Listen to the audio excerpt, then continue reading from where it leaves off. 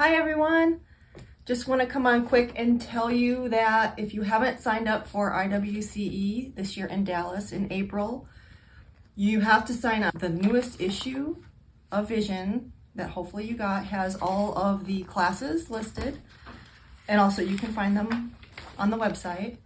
Here's all the seminars, and then also make sure to look at this list. This is the Artisan Atelier schedule, and make sure that you balance your time and leave enough time to see some of these demonstrations, which are free in the vendor hall.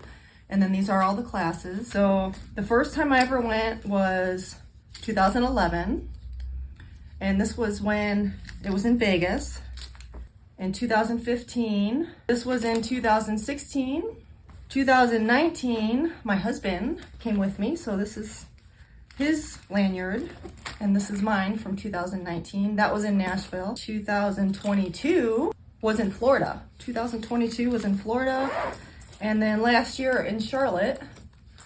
So I wear these badges with great honor and keep them in my workroom as a reminder of all the things that I have learned by going to the conference, and highly recommend it. If you haven't, make sure you spend some time looking at this and try to fit as much into your schedule as you can, and you will not regret it.